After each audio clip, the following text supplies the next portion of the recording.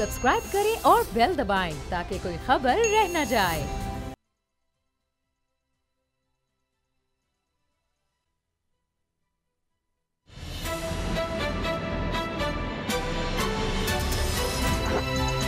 अब पता चला। बिस्मिल्लाहिर्रहमानिर्रहीम, अस्सलाम वालेकुम। मैं हूं मोहम्मद उसामा गाजी और आप देख रहे हैं अब पता चला। शहबाज शरीफ साहब गिरफ्तार हो चुके हैं। अब ये भी पूछा जा रहा है, बात की जा रही है कि अब आगे क्या होगा, किस तरह से ऑल पार्टीज कॉन्फ्रेंस आगे बढ़ सकेगी।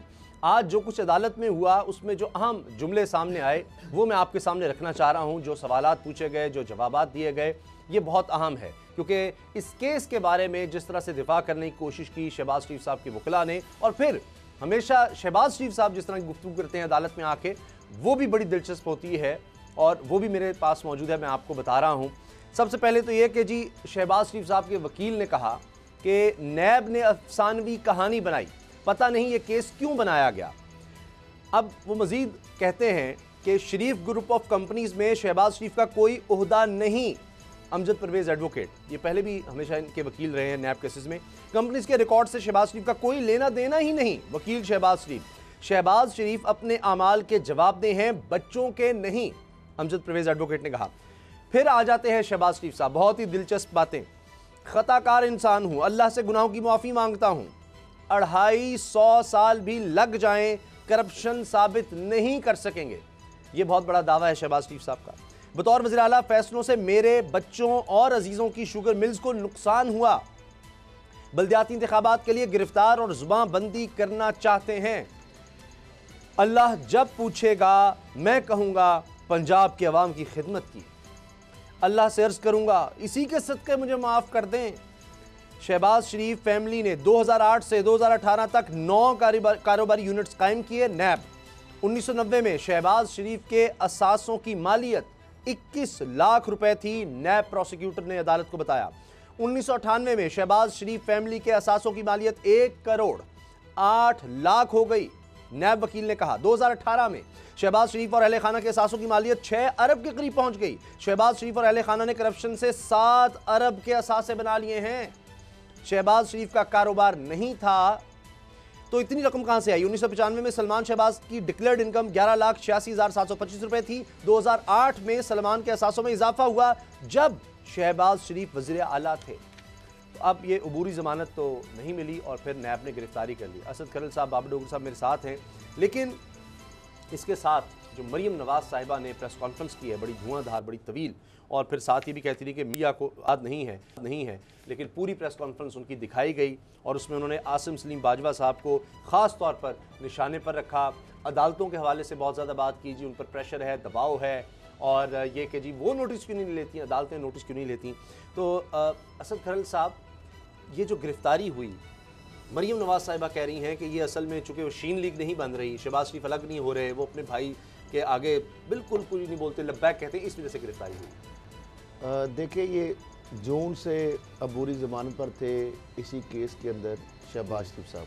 ठीक, अदालत में केस चल रहा था, उनकी ज़मानत जो आज जिस तरह फ़रीक़ैन के दलाइल सुने ऑनरेबल जज साहबान ने, और जिस तरह आपने मुख्तसर सी चीज़ें बताई कि इस ख़ानदान का जो किस तरह 9 इंडस्ट्रियल यूनिट्स इनके बने, किस तरह अरबों रुपए के असासे आए, और किस तरीके से जब 2008 से 18 तक इनकी जो आमदन थी वो सिर्फ 1 करोड़ और गालबन 21 लाख रुपए थी 98, और इनकी जो बाकी 98 तक बल्कि 1 करोड़ 8 लाख थी, और 2018 में शहबाज शरीफ के और इनके अहले खाना के जो असासों की मालियत पहुंच गई 6 अरब तक जी।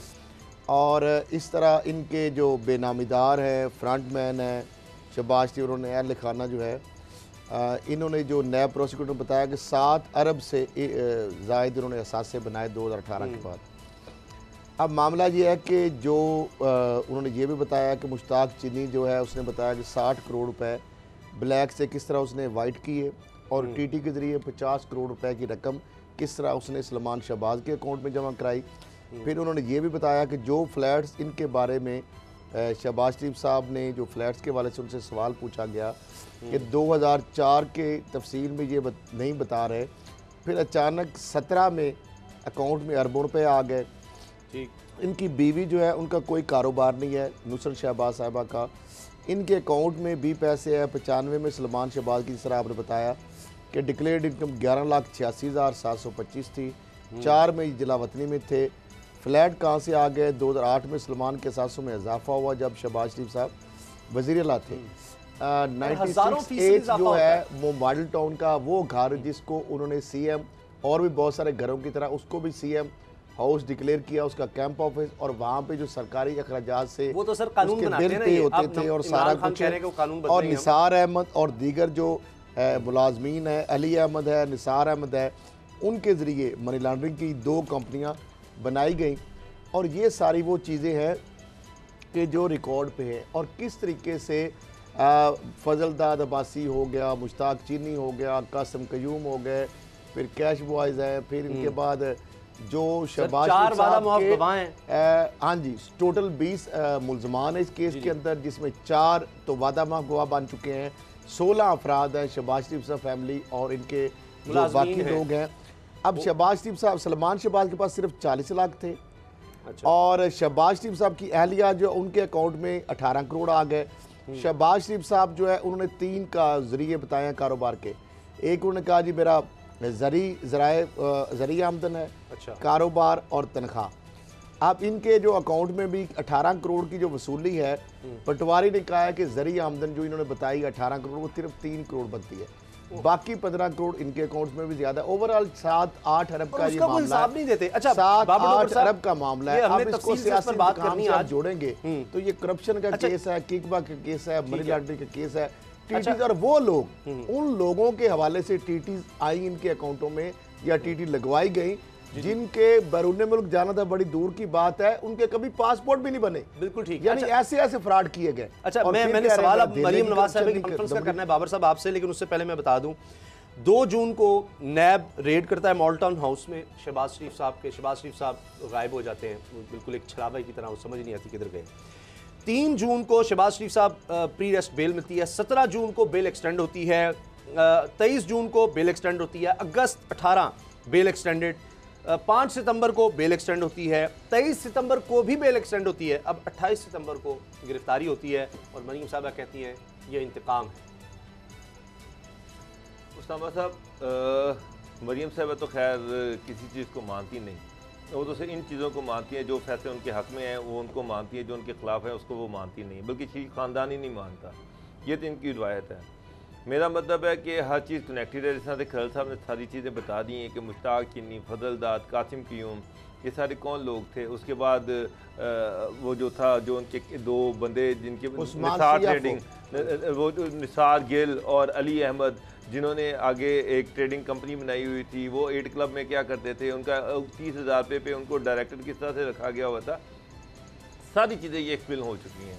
अब लेकिन मसला ये है कि मरियम साहिबा जो हैं उन्होंने तो वो तो किसी चीज़ को मानती नहीं। वो तो ये भी नहीं मानती कि ना ये जो फ्लैट्स हैं लंदन वाले वो हमारे थे, वो उस पर भी नहीं है। ये वो खातून है जो कहती थी मेरी पाकिस्तान में तो क्या, पाकिस्तान से बाहर तो क्या, पाकिस्तान में भी कोई जायदाद नहीं है, लेकिन उनके भी अरबों रुपए की प्रॉपर्टीज निकल आई, उनके ना भी कोई 2000 एकड़ जगह निकल आई यहाँ पर रायविंड में। तो वो तो एक पॉलिटिकल माइलेज है, वो तो लेने की कोशिश कर रही है। लेकिन उसामा साहब उसके साथ साथ जो सबसे अहम चीज़ है वो ये है कि अदारों को इंडिपेंडेंट करने की ज़रूरत है। बात ये है कि ये जो बार बार इम्प्रेशन उठ रहा है जिसको अपोजिशन एक्सप्लॉयट करती है, जो मिनिस्टर्स हैं, हुकूमती मिनिस्टर्स हैं, उनको भी रीज़नेबल होने की ज़रूरत है। मेरा मतलब है जब पहले अदालती फैसले से पहले ही हुकूमती मिनिस्टर ये कहना शुरू हो जाएंगे कि ये गिरफ्तारियां होने वाली हैं, गिरफ्तार हो रहे हैं, नैब गिरफ्तार कर लेगा, तो मुझे एक बात बताएं कि नैब की क्रेडिबिलिटी क्या रह जाएगी। जब कोर्टों के फैसले आने से पहले हुकूमती मिनिस्टर जो है वो शोर मचाना शुरू कर देंगे तो फिर कोर्ट्स पे भी सवालिया निशान उठने शुरू हो जाएंगे। ये तो खुद ये मिनिस्टर्स खुद अपोजिशन को ईंधन प्रोवाइड करते हैं, ईंधन मुहैया करते हैं कि वो आग लगाएं। शहबाज शरीफ इस पर कोई 2 राय नहीं है। कि आप मुझे एक बात बताएं, उनके मिनिस्टर, उनके जो वकील थे अमजद परवेज साहब, उनके पास और शहबाज शरीफ के पास जो उनके खिलाफ इल्ज़ामात लगाए गए थे उनके दिफा में उनके पास कुछ नहीं। नहीं, क्या बात कर रहे हैं आप बाबर साहब, एक सेकंड आप सुन लें। 250 साल भी लग जाएं करप्शन साबित नहीं कर सकेंगे शहबाज शरीफ। खताकार इंसान हूँ, अल्लाह से गुनाहों की माफ़ी मांगता हूँ। बतौर वज़ीर आला फैसलों से मेरे बच्चों और अजीज़ों की शुगर मिल्स को नुकसान हुआ। बल्दियाती इंतखाबात में गिरफ्तार और जुबानबंदी करते हैं। अल्लाह जब पूछेगा मैं कहूँगा पंजाब की आवाम की खिदमत की, अल्लाह अर्ज़ करूँगा इसी के सदक़े मुझे माफ़ कर दे। वो जवाब तो दे रहे हैं। अंदाज़ा लगाए ये जवाब है मनी लॉन्ड्रिंग का कि जब ये नाम लिया जा रहा है कि ये कासिम क़यूम कौन था, ये उस्मान कौन था, ये मुश्ताक चीनी कौन था, फजल दाद कौन था, ये निसार गिल कौन था, ये अली अहमद कौन था, ये आपके लिए क्या काम करते थे, आपने इनको CM सेक्रेटरी में क्यों रखा हुआ था। ये फेक कंपनियां जो थी इनके ज़रिए से आपके अकाउंट्स में, आपकी बीवी के अकाउंट में, आपके बच्चों के अकाउंट में पैसे क्यों आते थे। इन फेक जो कंपनीज थी उनमें पैसे कहाँ से आ रहे थे, उसका जवाब ये जो आपने बताया ये है। ये मैं सारी कौम को बता रहा हूँ कि ये वो जवाब है जो प्रेस कॉन्फ्रेंस में भी उन्होंने दिए, ये वो जवाब है जो नैब को भी दिए, ये वो जवाब है जो उन्होंने कोर्ट में भी दिए। अच्छा, यानी कि किसी एक चीज का एक रेलेवेंट जवाब नहीं है ना। नवाज शरीफ साहब उनके खानदान के पास है कोई मनी ट्रेल कतरी खत के अलावा, ये तो कतरी खत भी नहीं लाए कि अरबों रुपया, 2.5 अरब रुपया बेटे के चपड़ासी के अकाउंट में। अब मरियम नवाज जो है, मेरी एक बात सुनिए ना सामा साहब, मरियम नवाज जो है वो जो कतरी खत की बात करती हैं, क्या ये कतरी खत जो है आप खुद मानते हैं ये मनी ट्रेल है? मतलब ये तो अपनी बात कर जाते हैं। मियाँ साहब जो हैं वो जो नेशनल मंडेला बने हुए हैं, वो जो जब बात करते हैं कि जी भुट्टो को जो है वो जुडिशल मर्डर था, तो मियाँ साहब उस वक्त कहाँ खड़े हुए थे? ये भी तो अपनी पोजीशन भी तो वाज़ेह करें। वो सिर्फ अपनी मर्जी की हिस्ट्री बताते हैं, अपनी मर्जी की वो सारी चीज़ें बताते हैं। जनरल ज़िया को वो डिक्टेटर कहते हैं, तो जनरल ज़िया से इनका क्या रिश्ता था? जो मुझे एक बताएं, जुनेजो साहब की जब हटाया गया तो उसका जिम्मेदार कौन था? बेनजीर के खिलाफ जब IJI बनी उसका जिम्मेदार कौन था? पाकिस्तान की हिस्ट्री में जमहूरियत में जितने वार हुए हैं, इलेक्टेड प्राइम मिनिस्टर पे जो ज्यादातर वार हुए हैं, उसमें मियां साहब हमेशा एस्टैब्लिशमेंट के साथ रहे हैं। तो अभी वो तो यही मरियम साहिबा का यूसुफ गिलानी को जब उतारा गया, मियां साहब कहाँ खड़े हुए थे? बिल्कुल। जब पीपल्स पार्टी का जुडिशियल ट्रायल चल रहा था, मियां साहब कहाँ खड़े हुए थे? जब जिस जज को ये कहते हैं कि जनाब ये वो जज है जिसने डिक्टेटर को आइन में अमेंडमेंट की इजाजत दी, उस डिक्टेटर की बहाली के लिए इन्होंने कैंपेन चलाई, इन्होंने लाहौर से फिर इस्लामाबाद का लॉन्ग मार्च किया। फोन करवाते हैं। अच्छा, आज देखें असद खरल साहब भी यहाँ मौजूद थे, मैं भी, हम देख रहे थे मरियम साहब की प्रेस कॉन्फ्रेंस, उसमें उन्होंने ये लफ्ज इस्तेमाल किए हैं कि इदारों को भी चाहिए सोचना चाहिए कि इमरान खान के साथ क्यों खड़े हैं। यानी वो फौज को कहने का हट जाओ, वही बात जो पीपल्स पार्टी के दौर में वो कहते थे कि जनाब इशफाक परवेज़ कियानी साहब क्यों नहीं फ़ोन करते जजों की बहाली के लिए, फिर वो करवाते हैं और फिर वो सारा मामला, वो तो साफ कह रही हैं कि हट जाओ इधर से। अब जब वो अगर गिराते हैं कोई हुकूमत ही नहीं, आज भी वही बात चाह रहे हैं कि 90 की दहाई में जो कुछ होता रहा, अब वो मरियम चाह रही है कि इमरान खान को आप हटा दें, तब सब कुछ सब इदारे अच्छे हो जाएंगे। मुझे उनका ट्वीट याद आ रहा है जिसमें वो 3 तब्दीलियां, उन्होंने कहा जी अब बड़ा ज़बरदस्त काम हो गया है। उस वक्त ISI के आगे DG नवीद मुख्तार साहब, आर्मी चीफ आगे राहिल शरीफ और साकिब निसार साहब चीफ जस्टिस आ गए, तो उन्होंने कहा बस अब सब कुछ ठीक हो गया। ट्वीट की मरियम ने जिसमें इशारा दे रही थी, लेकिन जब वो इदारे इंडिपेंडेंटली काम करें तो इनको बुरे लगने लग जाते हैं। इनको काजी फाइजा साहब हैं, अगर आप इजाजत दें खरल साहब, ये जो सारा मामला हो रहा है, आसिम सलीम बाजवा का खानदान, उसके खिलाफ क्यों नहीं एहतसाब हो रहा? अदालतें कहाँ हैं? वो क्यों नहीं केस, तो आप क्यों नहीं लेकर जाती मरियम साहिबा वो केस? देखिए, मैं समझता हूँ कि आज मरियम साहिबा जो है उनकी बहुत सारी ख्वाहिशें जो हैं आज उनकी पूरी इस हवाले से हो गई कि शहबाज शरीफ साहब जो उल्टे सीधे उनके जो मामलात थे, जिस तरीके से भाई साहब उनको कह रहे थे, किसी तरीके से वो चाहते थे कि शहबाज शरीफ साहब जेल में चले जाएं। मरियम साहिबा की ये शदीद ख्वाहिश है कि वो किसी न किसी तरीके से पार्टी को लीड करे। आज बेसिकली मरियम साहिबा ने दोबारा अपने आप को रीलॉन्च किया है। पहले भी 2-3 दफ़ा उन्होंने अटैम्प्ट की है। एहसन इकबाल साहब ने एक इंट्रोडक्टरी के छोटी सी एक उनकी प्रेस कॉन्फ्रेंस में थोड़ा सा उनको टाइम दिया गया है और तमहीद उन्होंने जो ही शुरू की, उसके बाद उन्होंने जो जनाब फॉरम या डाइस जो दे दिया। शहबाज शरीफ साहब तो आउट हो गए ना, वरना यहाँ शायद तो अब मरियम साहिबा शहबाज आउट, मरियम साहिबा इन हो गई हैं। और आज की पूरी प्रेस कॉन्फ्रेंस के अंदर मुझे ये लगा कि जैसे वो कोई आसिम सलीम बाजवा साहब का जो है वो उसमें टॉपिक था, ज़्यादातर बार वो उसी पे बात करती रही। फिर अदलिया के हवाले से उन्होंने बात की, यानी इनके हक में जो फैसले करे अदलिया, जब इनके हक में यही अदलिया फैसले करती एक है, ही सांस में उस एहसन वक्त इकबाल, तो राना वो- सनाउल्लाह और सीना ईसा उस साहिबा का वक्त नाम तो- ले दिया, उस वक्त ऐसे तो के जैसे पता नहीं वो कोई उनकी पार्टी की है। उस वक्त इस तो तरह से यही वो- मसला है ना, इदारों को तो ये मिलान करते हैं, इदारों को तो ये बीच में घसीट के लाते हैं। देखें, जब 2014 में धरनों के दौरान जनरल राहील शरीफ को किसने सियासत में उनको मुलव्वस किया, किसने कहा कि आप बतौर सालस काम करें, फिर नवाज शरीफ साहब पार्लियामेंट में मुकर गए। जब मुकरे उस वक्त भी DGISPR को ट्वीट करना पड़ा कि आपने हमें सालसी के कहा था और आपके कहने पे हमने सालसी की है। अभी आप देख लें, गिलगित बल्तिस्तान की बात हो तो वहाँ पे जब अली अमीन गंडापुर गारंटी देते हैं तो बिलावल भुट्टो जरदारी साहब कह रहे हैं कि नहीं जनाब, हमें तो DGISI जनरल फैज़ हमीद की गारंटी चाहिए। तो आप उनको सियासत में ले आते हैं। कोई भी मामला हो आप देख लें, उसके अंदर आप खाम अभी जो आप मीटिंग्स करते हैं, कभी आप कह रहे हैं कि जब इलेक्शन की बात, फेयर एंड फ्री की बात आती है, उस वक्त आप कहते हैं कि आर्मी की निगरानी उसमें होनी चाहिए, आर्मी को बीच में लेके आते हैं। कोई सिविल एड के अंदर कोई भी काम हो, टिड्डी दिल का मामला हो, नालों की सफाई हो, सैलाब हो, जलजला हो, किसी किस्म का भी काम हो, उसमें आप फौज को मदद के लिए बुला लेते हैं। तो मामला ये एक तरफ आगे करते हैं। आज का सबसे मुझे बताएं बाबर साहब, मुझे एक बात बताएं, क्या फौज आईनी कानूनी तौर पे आज की जो सबसे बड़ी अहम चीज मरियम साहब, मरियम नवाज का इतराफ था, जो उन्होंने ये कहा कि जुबैर जब उनसे मिले 4 घंटे मिले, तो उस मुलाकात में मरियम नवाज और नवाज शरीफ भी डिस्कस हुए। अच्छा, पहले जुबैर इसका इनकार कर चुके हैं, जुबैर ने इसकी तरदीद तो की, मरियम ने लेकिन पहले आज कहा कोई उन्होंने नुमाइंदा खुद नहीं मिला। मान लिया मरियम कि साहिबा ने कहा जुबैर नुमाइंदा नहीं उनका पैगाम लेके गए थे। और जाहिर बात है पैगाम क्या होगा कि इमरान की गवर्नमेंट जो है इससे जान छुड़ाए, हमें लेके आए, हमें आजमाए, हम तो पुराने आपके खिदमतगार हैं। यही बात की होगी और क्या बात की है। तो जब वो नहीं करते, आज तो ऑफिशियली पूरी कौम के सामने ये मान गई। तो मुझे एक बात बताएं कि वोट को इज्जत दो का जो नैरेटिव था वो इस वक्त कहां पर है?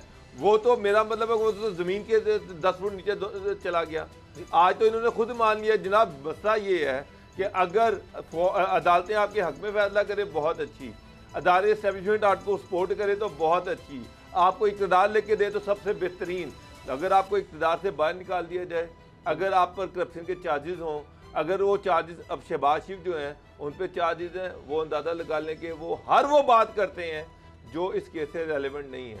नवाज शरीफ हर वो बात करते थे जो एवनफील्ड के जो फ्लैट है उससे रेलेवेंट नहीं है। अच्छा, पाकिस्तान के सामा साहब बच्चे को पता है, बच्चे को पता है कि ये फ्लैट 1994 में इन्होंने 1994 में खरीदे थे। तब से रह रहे हैं। तोता मैना की कहानियां सुना रहे हैं कि जनाब ये हो गया वो हो गया। 2006 में ये फ्लैट बड़ा सादा सा सवाल है कि क्या आइन और कानून इजाजत देता है अस्करी क़यादत को वो कुछ करने की जो मरियम साहिबा उनसे कह रही हैं कि जी इनके पीछे से हट जाओ? उनकी स्टेटमेंट आज उन्होंने बार बार ये 3 दफा जुमला दोहराया है कि इनको भी सोचना चाहिए इदारों को कि इमरान खान की सपोर्ट क्यों कर रहे हैं, इनको भी सोचना चाहिए क्यों कर रहे हैं, ये ठीक नहीं चलेगा इसकी वजह से। और फिर वो कहती हैं कि वो वक्त ना हो कि फिर मुस्लिम लीग नून के भी हाथ में मामला ना रहे, यानी इतना ना हमें आगे तक लेकर जाओ। तो ये तो वो वाज़ेह तौर पर धमका रही हैं। तो यानी राहील शरीफ के दौर में कौन नहीं जानता कितना प्रेशर था, इतना लंबा चौड़ा धरना दिया इमरान खान ने कि जी गवर्नमेंट को गए, तब उन्होंने साथ दिया गवर्नमेंट का, वो ठीक है, आइन और कानून के मुताबिक रहे तो ठीक है। अब वो कह रहे हैं कि नहीं, हुकूमत गिराने में हमारा साथ दो, फिर कल को कहेंगे जी कोई वज़ीर-ए-आज़म पूरा ही नहीं करता। साहब ये कौम को बेवकूफ़ बना रहे हैं। एक तरफ ये कह रहे हैं कि जी हमें विक्टिमाइज किया जा रहा है, दूसरी तरफ अदारों के आगे ये हाथ जोड़ें कि जी हमें मौका दिया जाए, फिर PTI से जान छुड़ा दी जाए। जनरल बाजवा ने कहा क्या था जुबैर को, तो यार जो भी आपने अगर चेंज करना चाहते हैं तो जाएं, जाके पार्लियामेंट में चले जाएं। यही था ना, और DGISPR का जो ट्वीट था वो यही था ना कि आप जाएं और जाकर पार्लियामेंट में जो मर्जी तब्दीली कर लें, अदालतों में जाएं, जाकर अपने केसेस डिफेंड करें। इसके अलावा और क्या है? यही वो रोल है। अब मरियम साहिबा अगर चाहें कि जनाब ये हमें इक़्तिदार भी दें, मुझे प्राइम मिनिस्टर बनाएं, मेरे बाप को वापस बुलाएं, मेरे भाइयों को वापस बुलाएं, सारे केसेस वापस जो है वापस हों, और उसके बाद जनाब हम राज करें तो अदारे भी ठीक हैं और उस वक्त कोर्ट भी ठीक हैं। और अगर हमारे खिलाफ कोई भी प्रोसीडिंग हो तो हुदैबिया पेपर मिल का केस कोर्ट्स गोल कर जाएं तो बहुत अच्छी हैं। अगर इनके खिलाफ कोई केस खोल दिया जाए इनके पास उसके सबूत ना हो तो बहुत बुरी है। अच्छा, मेरा मतलब है कि कोर्ट जो है कतली खत को कोर्ट मान ले तो ठीक है। बनाते हैं जुडिशरी को। जस्टिस अतर मिनल्ला साहब की तारीफ कर दी कि जी उन्होंने एससीसीपी के हवाले से कहा जी ये डाटा सर इनकी पूरी कोशिश है, इनकी पूरी कोशिश है कि अदलिया को डिवाइड कर दिया जाए। उसी high court, Islamabad high court के 2 मुअज़्ज़िज़ जज साहिबान अगर कहते हैं कि जनाब आके सरेंडर करो, कहते हैं इंतकाम, ये दबाव था जजेस पर, ये क्या खरल साहब ये मुझे बताएं। और फिर डीजीआईएसपीआर के बारे में कह रही हैं कि जी उनको ये बयान नहीं देना चाहिए था, ये उनको जेब नहीं देता, ये नहीं करना चाहिए। मजबूर आपने कर दिया। एपीसी में सारी तकरीर नवाज शरीफ की जो करवाई इन्होंने पूरी सोच समझकर, वो सारी इदारों के खिलाफ करवा कर, और फिर ये कहकर जी हमारा तो कोई नुमाइंदा नहीं मिलता, हम तो कुछ नहीं करते, हम तो फलां नहीं, तो फिर बदनाम उनको कर रहे होते हैं जाकर बंदे बेच के, और फिर आके कुछ और बात कर रहे होते हैं। पॉलिसी दोगली, यानी ये तो आता है स्टैब इन द बैक, पीठ में छुरा घोंपते हैं, फिर कहते हैं बोलो भी ना। शुरू से इनकी स्ट्रेटजी है कि जब इनका मतलब होता है ना ये पाँव भी पड़ते हैं, और जब इनके पास इक़्तिदार होता है तो ये गले को हाथ भी डालते हैं। ये जरदारी साहब ने भी कहा और इदारों को भी इस चीज़ का पता है।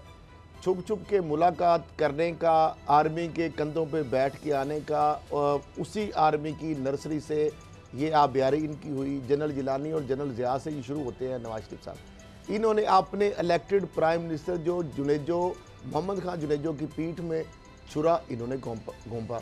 कोई भी आप काम देख लें, जो भी जमहूरी हुकूमत के ऊपर शब खून मारने की बात हो, जमहूरी प्राइम मिनिस्टर जो इलेक्टेड है उनके खिलाफ कोई इकदाम की बात हो।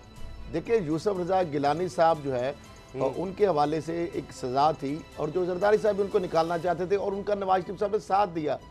मेमो गेट के हवाले से, एक जमहूरी हुकूमत के हवाले से कि जिसको ये कहें कि हाँ ये चलो वक्त पूरा मेमो गेट इमरान खान को भी अब कहते हैं जी माजी में क्यों नहीं, तो अब इमरान खान को भी नहीं पूरा करने दे रहे आप। तो देखिए मेमो गेट पे भी जरदारी हुकूमत गिराने के लिए नवाज शरीफ साहब का आपने वो रूप भी देखा ना जब काला कोट पहन के सुप्रीम कोर्ट पहुंच गए थे। तो मामला ये है कि उस वक्त भी उनको बुलाया गया था और वो चले गए थे।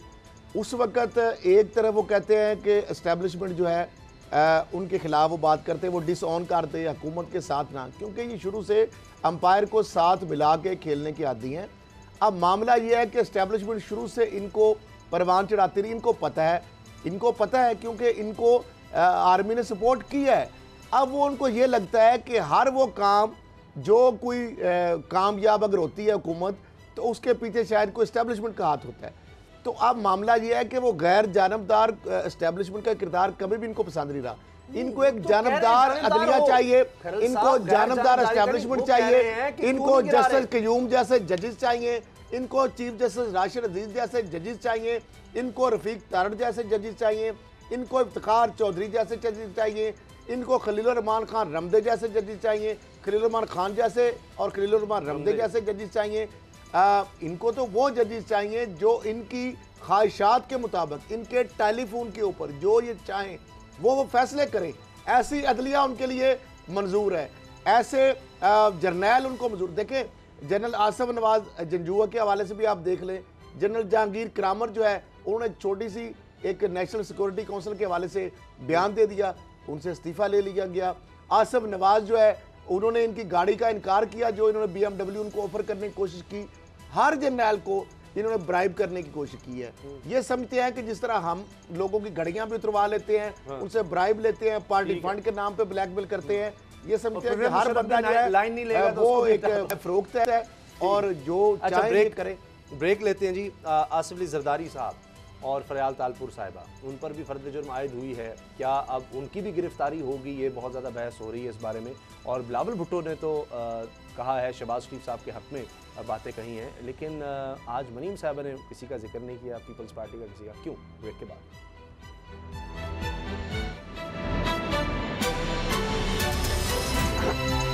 अब पता चला।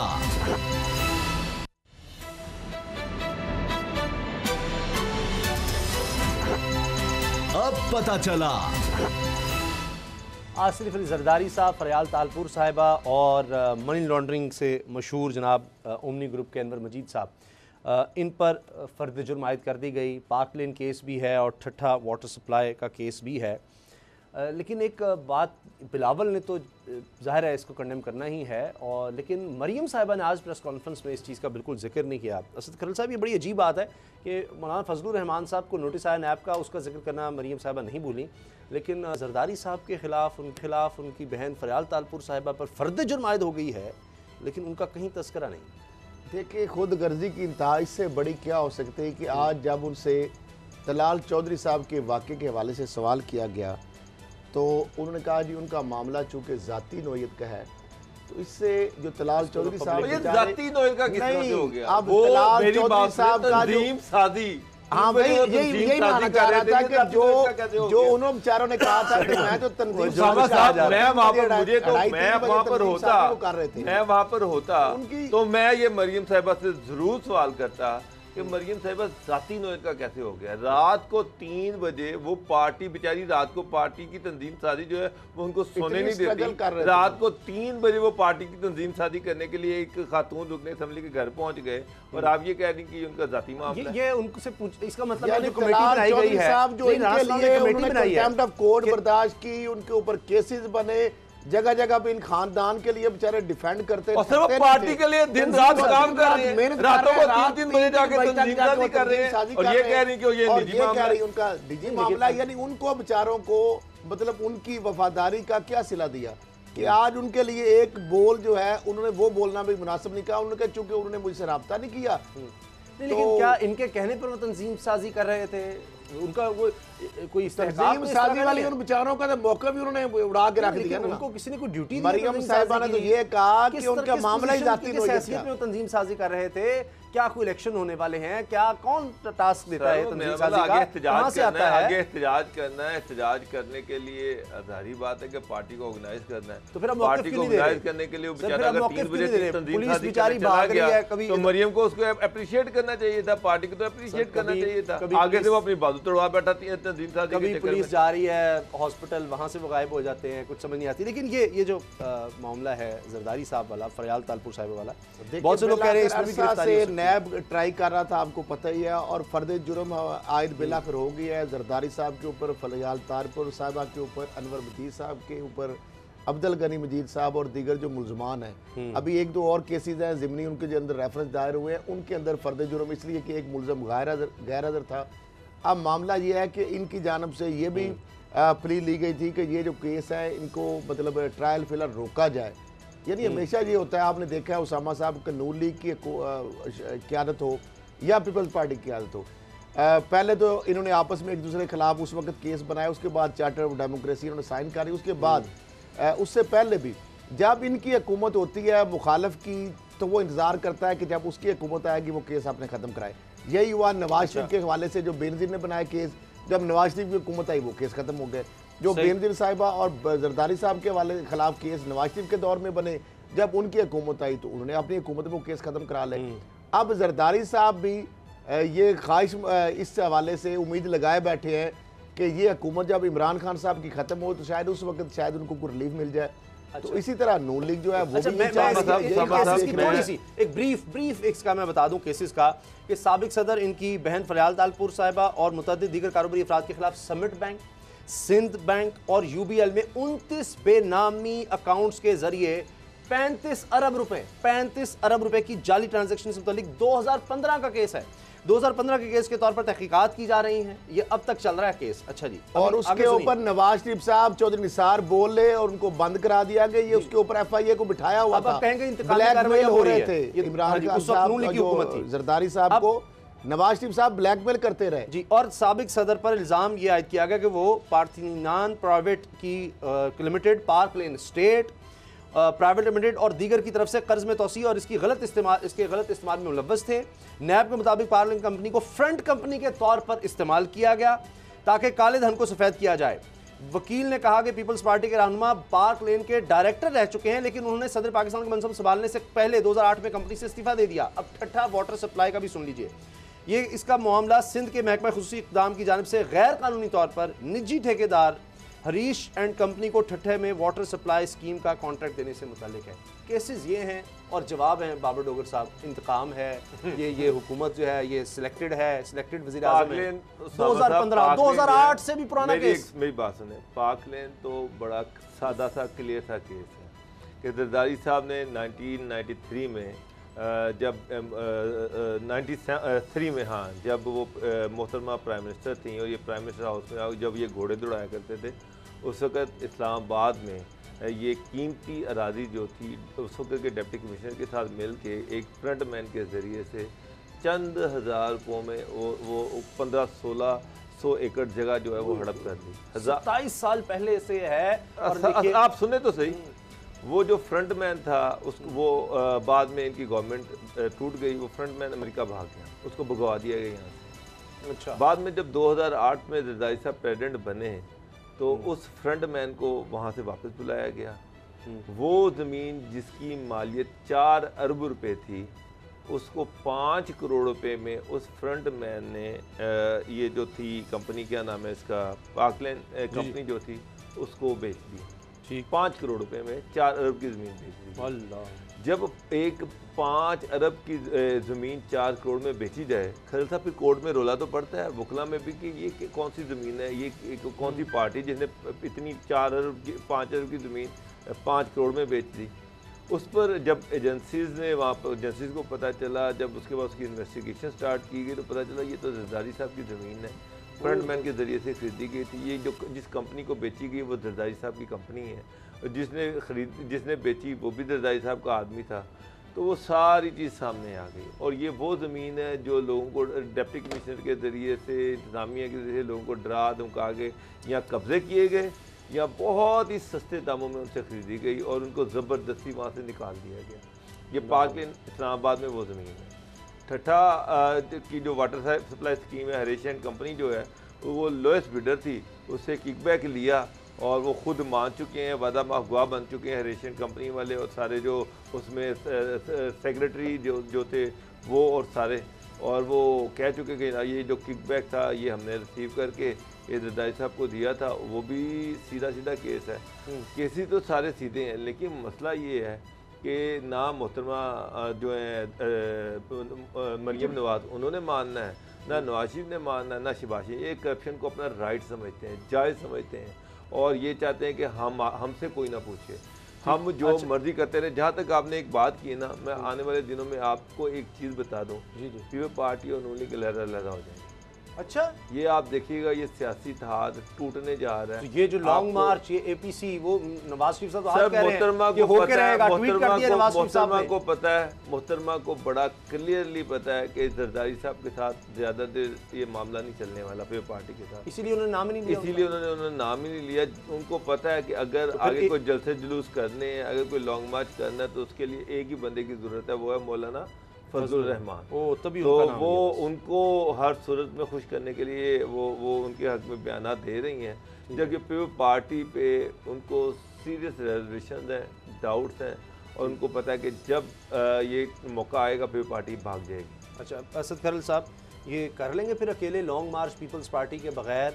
और ये फैसला आज भी, उससे पहले भी आज ये एक्सपेक्ट किया जा रहा था कि मरियम साहिबा जो है वो बड़ी एग्रेसिव प्रेस कॉन्फ्रेंस करेंगी। आज भी ना तो उन्होंने इस्तीफों की बात की है, उनका जी इस्तीफों के अलावा और बहुत सारे हमारे पास ऑप्शन है। यानी इससे ये लग रहा है कि इस्तीफों वाली बात जो है ना वो तो ना समझे। इस्तीफे तो बात की बात है, वो तो कह रही है गिलगित बल्तिस्तान में हम इलेक्शन में आएंगे। अच्छा, आप बायकॉट, अगर इस्तीफे ही देने हैं तो फिर तो बायकॉट करते हैं गिलगित बल्तिस्तान में। जाके भी देख ले, गिलगित बल्तिस्तान में वो फयाज चौहान ने सही अभी सवाल उठाए, उनके कितने दौरे नून लीग ने वहाँ पे किए, क्या इन्होंने काम किया, क्या इनका वोट बैंक जो भी है, और शहबाज शरीफ साहब की वहाँ पे क्या पॉपुलैरिटी है, कोई शख्स अगर इस्तीफे देने चाह रहा गया है तो गिलगित बल्तिस्तान के हवाले से उनकी वहाँ पे क्या पहचान है, उनको तो कुछ जानता भी नहीं। देखिए उसामा साहब, ये ग्रैंड अपोजिशन है, हर कोई ये कह रहा है वहाँ पे जनाब धांधली हो जाएगी, ये हो जाएगा, वो हो जाएगा। ये इतने सिंसियर हैं तो वहाँ पे अपना अलायंस कर लें। बिलावल था तो अपने कैंडिडेट अनाउंस बना तो दिया, डेमोक्रेटिक पाकिस्तान डेमोक्रेटिक। नहीं वहाँ पर गिलगित बल्तिस्तान में एक ग्रैंड अलायंस कर वही ना, इसी को ले जाए वहाँ पर। ये तो नहीं, कभी भी नहीं लेके जाएंगे, एक दूसरे पे ट्रस्ट ही नहीं है, एतमाद ही नहीं है, सवाल ही नहीं पैदा होता। ये तहरीक कैसे लाएंगे? सर वो बस पहली जितनी एपीसी हुई है उसका क्या रिजल्ट निकला, वही रिजल्ट इस एपीसी का निकलेगा, आप देख लीजिएगा। उसके बाद मौलाना साहब अकेले निकले थे, एपीसी के बाद ही अकेले निकल आए थे फिर वो तो इन दोनों ने मुंह ही नहीं ना लगाया, ना फिर पार्टी ने लगाया ना नून लीग ने लगाया, दोनों अपनी अपनी मार पर थे। फिर पार्टी जो थी वो अपनी मार पर थी, इधर जुबैर साहब जो थे वो उन्होंने सबजबाग नवाशी को दिखाया था कि मैं आपको निकाल दूंगा सारी चीज़ों से, वो एक अपनी गेम कर रहे थे, शहबाज शरीफ साहब अपनी गेम कर रहे थे।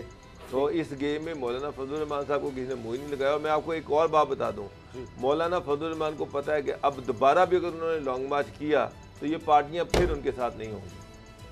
वाकई ये जो अब पार्टियां फिर दोबारा उनके साथ 10 फोन मरीम साहब कहती हैं रोजाना 10 दफ़ा मुझसे फ़ोन पर बात होती है मियाँ साहब की। मियाँ साहब ने फजल रहमान साहब से भी बात की है, कोई ढकेचू की बात नहीं है, उनको यकीन दिलाया कि जो माजी में हो गया वो छोड़ दें, अब नहीं हम आपका साथ छोड़ेंगे। यहाँ पर है, मैं भी यहाँ पर हूँ, मैं आपको कह रहा हूँ कि दोबारा मौलाना फजल रहमान ने अगर लॉन्ग मार्च किया तो ये दोबारा उसके साथ नहीं होंगी। ये वो पार्टी है, मौलाना फजल रहमान लॉन्ग मार्च कर रहे थे तो ये दूसरी तरफ से चोर दरवाजे से एंटर होने की कोशिश कर रहे थे। फजल रहमान साहब की हम बात कर रहे हैं तो ब्रेक के बाद आपको दिखाएंगे कि सीपैक के नक्शे कैसे बने थे, कौन लोग उसमें थे, बड़ी उनकी क्या महारत थी। ब्रेक तक इंतजार।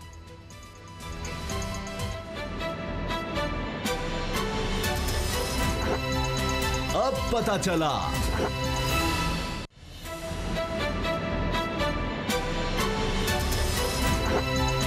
अब पता चला।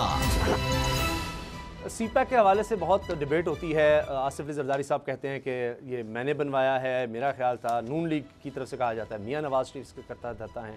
लेकिन एक और बहुत बड़ा क्लेम सामने आ गया है, मौलाना फजल रहमान साहब के की पार्टी के सीनियर रहनुमा हैं राशिद सुमरो साहब, वो क्या कह रहे हैं ज़रा देखते हैं। क्या उन्होंने फजल रहमान साहब सारे रास्ते गलियां मोहल्ले भी दिखाते रहे हैं, ये ज़रा दोबारा चलाएंगे क्या? यानी चाइनीज़ को बुलाकर हेलीकॉप्टर में फिराया और फजल रहमान साहब ने गलियां और मोहल्ले दिखाए, ज़रा दोबारा चलाएं इसको। डॉक्टर साहब आपने सुना, ये सीनियर लीडर हैं और ये बहुत बड़ा क्लेम, इसको क्लियर करना पड़ेगा मुस्लिम नून को, क्योंकि कह रहे हैं ना नवाज शरीफ पीपल्स पार्टी को भी करना चाहिए, ना आसिफ अली जरदारी, किसी और ने नहीं। नक्शा रास्ता हेलीकॉप्टर में गए हैं, एक एक रूट, एक एक रोड और सारी चीज़ों का फजल रहमान साहब ने बताया चाइनीज़ को। अभी तो आप शुक्र करें उन्होंने ये नहीं कह दिया कि चाइनीज़ प्रेसिडेंट हेलीकॉप्टर में उनके साथ बैठे हुए थे जब उनको वो सारा नक्शा दिखा रहे थे। उन्होंने तो ये भी क्लेम कर दिया है कि वो जो चाइना की वन रोड और क्या वो पॉलिसी है, वन बेल्ट वन रोड जो पॉलिसी जिसके तहत सीपैक बनाया गया, वो कह रहे हैं कि जनाब ये हमने उन्हें बताया कि यहाँ से सीपैक निकालो, हमने उन्हें यहाँ से बताया कि ये आइडिया दिया कि यहाँ से सीपैक निकाला जाए, और फिर चाइनीज़ को साथ बिठाकर हेलीकॉप्टर पर उनको रास्ता दिखाया कि ये देखिए ये आपका बॉर्डर है, ये समुंदर है और यहाँ से ये रास्ता गुजरना है। यानी कि मुझे एक बात बताएं, ये किस दौर की बात है, ये उन्होंने ये नहीं बताई कि मौलाना जब अपोजिशन लीडर थे उस वक़्त जनरल मुशर्रफ के दौर में, या मौलाना जब रज़ाई साहब के दौर में कश्मीर कमेटी के सदर थे, तो वो बीइंग कश्मीर कमेटी के सदर वो चाइनीज़ को लेके फिरते रहे, क्योंकि उस वक्त रज़ाई साहब कहते हैं सीपैक मैंने बनाया, मैंने एग्रीमेंट किया था। नवाज साहब कहते हैं कि जनाब वो मेरे दौर में चाइनीज़ प्रेसिडेंट आए और हमने सीपैक का आगाज़ करवाया। तो ये मौलाना किस दौर में ये हेलीकॉप्टर लेके वहाँ पर फिरते रहे हैं और किस कैपेसिटी में लेके फिरते रहे हैं? मेरा मतलब है कि क्या केपीके में इनकी गवर्नमेंट, क्रेडिट तो देखें कर्नल साहब देना चाहिए। वो कह रहे हैं कि फजल रहमान साहब ने सारा, ये बात सही है, वो कह रहे हैं ना अमेरिका की साम्राज्य की बात होती थी तो ये रास्ता फजल रहमान साहब ने दिखाया कि छोड़ो अमेरिका को, चाइना को बताया कि वन बेल्ट वन रोड बनाओ, इस तरह ये सारे मुल्क जो हैं बरे-आज़मों को जोड़ो, उसमें पाकिस्तान से सीपैक गुजारो, ये रास्ता है। ये तो फजल रहमान से बड़ा इंकशाफ है। एक अजीब एक मजाक है कि जिस तरह डोगर साहब ने कहा कि क्या आपकी कैपेसिटी थी, क्या वज़ीर आज़म थे, क्या आप सदर मुल्क थे, चाइनी एम्बेसडर या चाइना के जो अहदेदारों को हेलीकॉप्टर में लेके क्या आपकी हैसियत थी, क्या आपका मतलब स्टेटस था कि आप ये चीज़ें कर रहे थे? अब एक नया पंडोरा बॉक्स है। बहरहाल मेरा ख्याल है सर इसका नाम सीपैक की जगह ना एफपैक होना चाहिए। नून लीग और पीपल्स पार्टी की जो क़यादत है उनकी जानब से इसके ऊपर मेरा ख्याल है नाराजगी का इजहार किया जाएगा, क्योंकि पहले तो हम क्लेम यही सुनते पता नहीं अब इस क्लेम का जवाब आता है नहीं, हमने किया है, नहीं वो मान लेंगे। अच्छा नवाज शरीफ जो इस वक्त मौलाना को पता है कि इनको मेरी जरूरत है, मुझे इनकी जरूरत नहीं है, मौलाना तो पहले नाराज है दोनों से। पावर के लिए असल तो वो नवाज शरीफ बार बार उनके पीछे फिर रहे हैं कि कल अगर सड़कों पे आना पड़ा तो मौलाना की हो जरूरत सकता है होगी, वहाँ तो शर्त रख दें, फिलहाल CPAC आपने मेल में फिलहाल कर देना। वो अच्छा, सर। मौलाना जो भी कहेंगे ना वो तस्लीम कर लेंगे। अच्छा, कुछ सवाल पूछिए शेख रशीद साहब। शेख रशीद साहब के जो सवाल हैं 10 सवाल हैं, मैं आपके सामने रख रहा हूँ। उन्होंने पूछे हैं मियाँ नवाज शरीफ से। मरीम साहब ने तो कहा है कि मैं ऐसी लग़्व और बेहुदा बातों का जवाब देने पसंद नहीं करती, मजाक है। बहरहाल सवाल उनके अपनी जगह है शेख रशीद साहब के। तो पहला सवाल जो शेख रशीद साहब ने किया है वफाकी वज़ीर रेलवे ने, अवामी मुस्लिम लीग के सरबराह ने, वो ये है कि नवाज शरीफ ने उसामा बिन लादेन से कितनी मुलाकातें की और बतौर चंदा कितनी रकम ली। दूसरा सवाल, खैबर एजेंसी को अजमल कसाब, खबर एजेंसी को अजमल कसाब के घर का पता किसने बताया और अजमल कसाब की मालूमात किसने भारत को फराहम की। तीसरा सवाल, नवाज शरीफ बैरून मुल्क जाकर दुश्मन मुल्क के सरबराह मोदी को फ़ोन क्यों करते थे? क्या इन्हें पाकिस्तान से मोदी को फ़ोन करने में ये खतरा था कि मुल्क की सलामती के खिलाफ बातें अफशा हो जाएंगी? बहुत बड़ा सवाल है। चौथा सवाल, नवाज शरीफ ने बैरून मुल्क से मोदी को जितनी कॉलें की, इनकी तादाद और एजेंडा क्या था? पांचवा सवाल, सुप्रीम कोर्ट पर हमले के लिए लोगों को लाहौर से इस्लामाबाद पहुंचाने के लिए बसों का इंतजाम किसने किया? इन लोगों को पंजाब हाउस में नाश्ता किसने दिया? छठा सवाल, वो कौन लीडर है जो अदालत पेशी के लिए कोरोना का बहाना करता है और मुल्क की सलामती के इदारों के खिलाफ तवील तकरीरें करता है? सातवां सवाल, डॉन लीग्स के पीछे कौन था? नवाज शरीफ ने अब एतराफ़ किया है तो पहले इनकार क्यों किया था? आठवां सवाल, नवाज शरीफ ने 2013 के इलेक्शन में कितनी रकम खर्च की? इलेक्शन के लिए सैफुर रहमान ने कतर से कितनी रकम भेजी? नौवां सवाल, मरीम नवाज की नैब पेशी पर पथराव की मनसूबाबंदी लंदन में कितने दिन में हुई? पत्थरों के थैलों की वीडियो नशर होने से रोकने के लिए टीवी चैनल्स को कितने फ़ोन किए गए? 10वां सवाल, बेनज़ीर की किरदार कुशी के लिए हुसैन हक्कानी ने पीटर गैरेथ के जाली खत पर जाली दस्तखत किसके कहने पर किए? ये सवाल शेख रशीद साहब ने पूछे हैं। असद करल साहब, इनके कोई जवाब हैं? मेरा ख्याल है जितने भी ये सवाल हैं बड़े अहम हैं, संजीदा हैं, बड़े संगीन इल्ज़ामात हैं इनके अंदर, जो शेख रशीद साहब ने ये चीज़ें सामने रखी हैं सवालात। और आज अपॉर्चुनिटी भी थी मरीम साहिबा के पास, लेकिन उन्होंने इसका सवाल का जवाब नहीं दिया। हम तो जर्नलिज्म के फील्ड में यही समझते हैं कि जब आपके पास अपने दफा में कहने के लिए कुछ नहीं होता तो ये आपकी खामोशी या उसके ऊपर जवाब ना देना, हम यही तसव्वुर करते हैं कि आपके पास अपने दफा में कहने के लिए कुछ नहीं है। शेख रशीद साहब ने बड़े ज़बरदस्त सवाल किए हैं और इन सवालों का जवाब ना तो नवाज शरीफ साहब दे सकते हैं, ना मरीम साहिबा दे सकती हैं और ना ही वो देंगे, क्योंकि उनको पता है इसके किसी सवाल का जवाब उनके पास ऐसा नहीं है। जो शेख रशीद साहब के सवाल, उनको ये भी पता है कि इसके फैक्ट्स भी हैं, बहुत सारी चीज़ें तो पब्लिक भी हो चुकी हैं कि वो मोदी को, आपको पता है जब कॉल इनकी पकड़ी गई थी बाहर से जाके फ़ोन क्यों करते थे, ये जो अजमल कसाब का जो पता है वो किसने दिया था और किस चैनल पे ये खबर लगी थी, ये सारी चीज़ें, ये एक एजेंडा है। और डॉन लीक्स जो है उस वक्त आपने वज़ीर आज़म हाउस के अंदर से वो सारा जो स्क्रिप्ट था वो किस तरह लीक किया गया, ये भी रिकॉर्ड पे चीज़ें, बहुत सारी ऐसी चीज़ें तो पब्लिक रिकॉर्ड में है, पब्लिक डोमेन में है, तो उसको ना तो ये डिनाई कर सकते हैं। ये मोदी से फोन कॉल्स इस तरह से क्या ये मुमकिन है? ये किया जाता है कैसे? उसामा साहब, मुझे एक बात बताएं, क्यों नहीं मुमकिन? ये होता रहा है। तो गलत है। आप एक आला ओहदे पर रहे हैं, आप आज कर रहे हैं लंदन में बैठ के, चले और बात है, बतौर वज़ीर आज़म अगर आप बाहर जाकर ये काम करते रहे हैं, सरकारी खर्च पर आप बाहर जाते रहे हैं और करोड़ों रुपए आपने वहां जहाज भी खड़ा रखे और आप काम ये कर रहे हैं वहां पर, ऑफ कोर्स यही काम करते रहे हैं। ये बताएं ना, यहाँ मुझे लग रहा है कि ये शेख रशीद साहब को अल्टीमेटली खुद ही जवाब देने पड़ेंगे ये सारे, कि मोदी पे से कितनी कॉलें हुई, कितने मिनट की कॉलें हुई, कितने मिनट की बातें हुई, ये सारी चीज़ें, ये सारी डिटेल जो है ना शेख साहब, इन्होंने तो जवाब नहीं देना। मुझे लग रहा है कि ये आपको खुद ही जवाब देने पड़ने हैं, आपको खुद ही कौम को बताना पड़ना है। अचानक शादी पर आ गया था, जानना भी चाह रही है कि जनाब ये जो आपकी नवासी की शादी पर अगर मोदी अचानक आ गया था तो वो अचानक नहीं था, ये पहले से काफी यारियां दोस्तियां थी, इसका मतलब है। और वो बाहर जाकर मेरी उसामा साहब, मोदी इतना पागल तो नहीं है, कोई ना कोई उसको इनविटेशन दिया गया था, उसको बुलाया गया था, पूरी प्लानिंग के साथ आया था।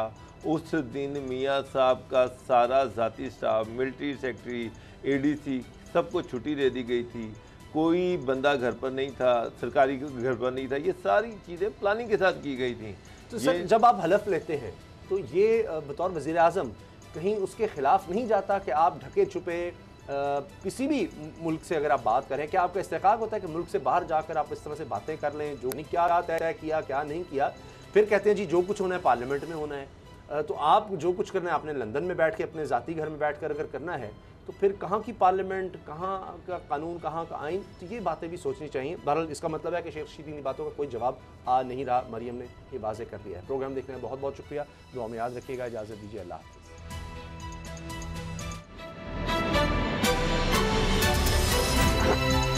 अब पता चला। सब्सक्राइब करें और बेल दबाएं ताकि कोई खबर रह न जाए।